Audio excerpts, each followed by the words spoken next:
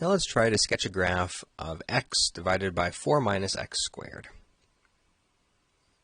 In this case, since we have some division, it makes sense to look at the domain of our function. We know that this function will only be defined if the denominator is non-zero. So in other words, only if x squared is not 4, or if x is neither 2 nor negative 2. So x is defined everywhere else other than at those two x values. Now for this, it's maybe a little bit better to start with the asymptotes rather than the derivative. So let's start by finding the horizontal asymptotes. We want to look at the limit of this function as x goes to infinity. Well, remember, by just looking at the highest degree on top and bottom, since the degree of the top is lower than the degree of the bottom, this is going to give us a limit, in fact, of 0. So the degree of the top is less than the degree of the bottom.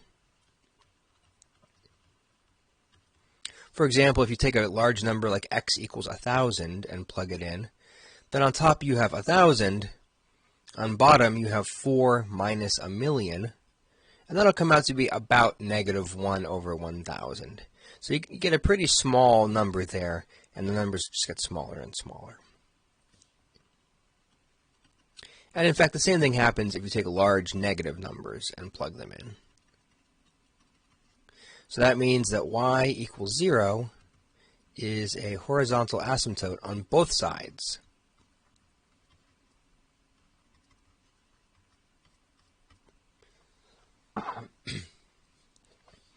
Okay, what about vertical asymptotes? Well, for functions like this, the way you find vertical asymptotes is you look for inputs that give you something non-zero on top and 0 on bottom. So when x is plus or minus 2,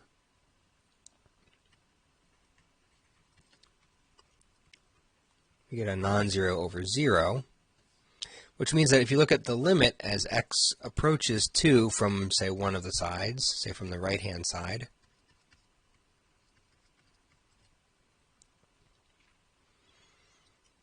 so here's, you get 2 over 0. Well, in a manner of speaking, you could say that the bottom, since I'm taking 4 minus x squared, and x is going to be bigger than 2, 4 minus x squared will be negative for such values. So to speak, the bottom is approaching 0 from the left, and so this indicates that you get a limit of negative infinity. But in any case, it's clear that you have then that x equal to 2 is a vertical asymptote. This just gives us some extra information about what side, sort of whether the graph is going to positive or negative infinity on this side. And in any case, x equals -2 is also a vertical asymptote for sort of the same reason. Now this gives us a little bit of a framework we can start the sketch in. So if I sketch the axes here, and then sketch in these lines, x equals 2, and x equals -2, and then of course y equals 0 is just the x-axis. So I know that my graph is going to have these two dashed lines as vertical asymptotes and this axis as a horizontal one, but there's still a lot to figure out. Let's look at the derivative to figure out where the graph is increasing and decreasing.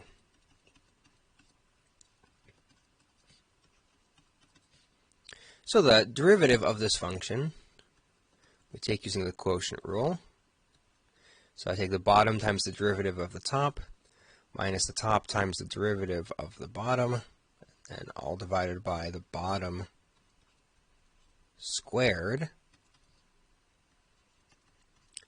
So the top becomes 4 minus x squared and then plus 2x squared divided by all this stuff on bottom. And so in the end you get 4 plus x squared on top and 4 minus x squared squared on bottom.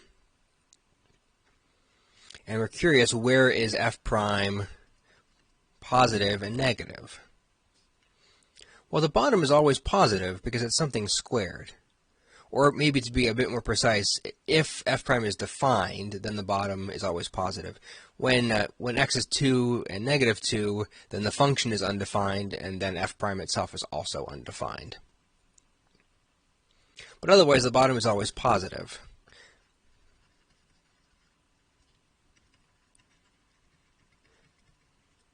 And actually, so is the top. Because x squared is always positive, or maybe 0, but then you add 4 to it, and so you get something always positive.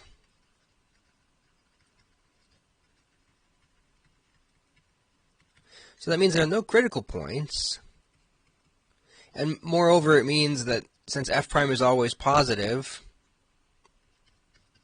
well, then f is always increasing.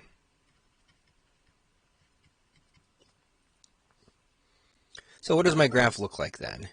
I need a graph that is always increasing and that respects my asymptotes. Maybe let me start with the right-hand part here. So I need a graph which is going to be increasing, but which approaches the line, well, y equals 0, which is asymptotic to this line here. And one way to think about it, too, as far as what to do about this vertical asymptote, is to think that if from left to right my graph is increasing, while from right to left it would be decreasing. Well, basically then the only piece of graph I could possibly sketch here, well, the simplest one at least, would look something like this. Right, that blue bit of graph now is increasing from left to right in such a way that it is approaching the line y equals 0 as x increases, and it's approaching negative infinity as x approaches 2 from the right. On the left-hand side, the simplest piece of graph would look like this. Right, it's always increasing and it respects these asymptotes. Now what about the middle? Well, we have to remember that horizontal asymptotes are not things that you're not allowed to cross. You can cross a horizontal asymptote as much as you want to. And in particular, a horizontal asymptote really only matters way out at the ends, not in the middle. So for the middle part, we just completely ignore the horizontal asymptote and just look at the vertical ones. So I need to start down, I need to respect this x equals negative 2 and x equals 2 and increase the whole way from left to right. And actually, since f is x over 4 minus x squared, that means f of 0 is equal to 0. So my graph goes through this point right here. Well, there just aren't that many ways to have a graph that increases from left to right and respects these asymptotes. If I'm going to increase as I get toward x equals 2, that part of the graph must look like this. And if I'm going to increase from negative 2 up to the origin, well, it must look something like this. Now, okay, strictly speaking, what I said is not completely true, that it has to be this way. Because there are other ways that a graph can increase from left to right, but that aren't quite so straightforward. So we could imagine that, say, for this piece of graph right here, well, okay, it's got to do something kind of like that, but it could kind of wobble concavity a little bit. Right? I mean, there's no reason it has to be smooth, so to speak. So to really convince ourselves that the graph looks like this, what we would want to do would be to look at the second derivative. The piece that I drew is concave down over that whole range. The piece that I drew in the first part is concave up in the whole range, and then this part in the middle is concave down and then concave up. So in principle, we should use the second derivative to kind of check that. That's a little bit messy here, and I'm not going to. This graph that I drew in blue is just the simplest graph that meets all of the information that we've seen.